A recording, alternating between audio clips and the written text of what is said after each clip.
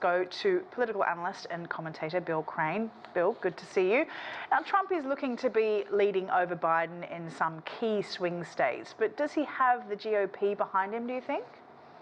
The GOP is still leaning in Donald Trump's direction, depending on which state, and he does better in national polls than in state-by-state polls. In Iowa, he's got a 58% lead to the others in the field, with Ron DeSantis, the current governor of Florida, at 22, and Nikki Haley at 13. But that's a caucus. When you look ahead to New Hampshire, which is the first full primary state where general election population voters vote, his lead narrows substantially over Nikki Haley, the former UN ambassador and governor of South Carolina, at only 15 percentage points, with him at 44 and 29.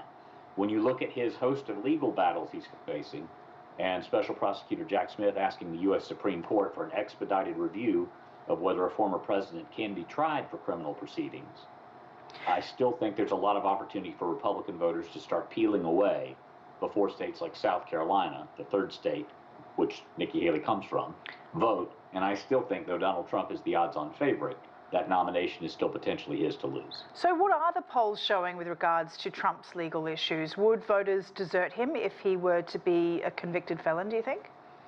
We have never had a convicted felon run for president of the United States before for either the Republican or Democratic Party. Interestingly, and particularly for your viewers, you may note that the Constitution doesn't prohibit a convicted felon from running for president.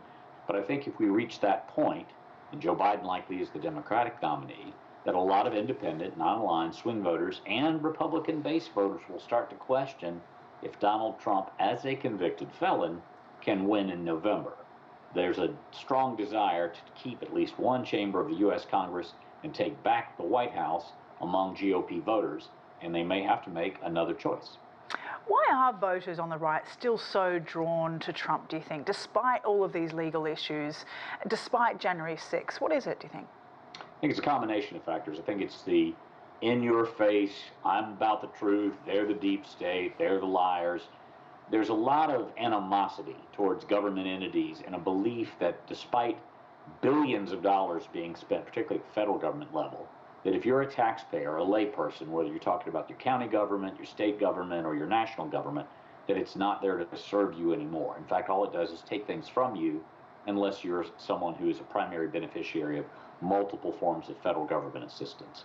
That animosity, that anger, along with news media coverage that tends to be a little bit biased, leaning in favor of Democratic Party candidates, in part because of the way Donald Trump has handled himself when he was in the White House, causes people to think there's an unfair advantage, a different set of rules if you're a conservative versus a progressive or a left of center office holder. And so that bias perception is causing people to think Donald Trump is the guy with the guts and the willing to stand up and fight for us, even though most of us who've been watching this for a long time know that Donald Trump's fighting for himself. And what about, with Nikki Haley, with this recent financial backing, do you think that she does have a chance, and what about also DeSantis? Do you think that he could make gains in states like Iowa? I think the two candidates on the Republican side most likely to possibly take it to Donald Trump are Ron DeSantis, the governor of Florida, and Nikki Haley, the former governor of South Carolina, who was United Nations ambassador in the Trump administration. And I also think either of those paired is a pretty strong ticket, regardless of who's in first position, who's president, who's vice president, against Joe Biden and other Democratic nominee if he doesn't hang on to Kamala Harris. Joe Biden is a flawed nominee for different reasons on the Democratic side, and a lot of Americans are saying this is just a rematch they don't want to be seeing. And do you think that Democrats have made a significant mistake by not considering to run another candidate? Is Biden a losing candidate for them, and would, like Governor Newsom, for example, have been a better opponent to Trump, do you think? I've said several times on CGTN's air, I'll say it one more time, given the apparent issues that Joe Biden is having with cognition, physical frailty, the mounting legal troubles and review for his son Hunter Biden, and the potential for the House under Republican control to proceed with impeachment proceedings. I'm not sure Joe Biden will end up being the Democratic nominee, but in running Robert Kennedy Jr. off and basically not having a primary, those of us who can remember and just roll the clock back 4 years, Joe Biden was stumbling out of the gate in 2020. There was a coalition of candidates that kind of were looking like they might be the nominee. Going into South Carolina, he had his positions reversed. He moved to the front of the pack. And Barack Obama, the former president, got really behind Joe Biden's candidacy and asking other Democrats to stand down. That's not happening this time, and that field is not set up that way. Joe Biden was actually strengthened by that primary process 4 years ago. He doesn't have one now.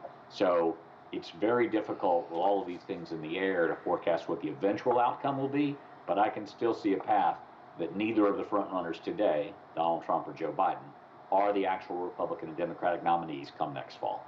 All right, interesting year ahead. Bill Crane, political analyst and commentator, thank you for your time.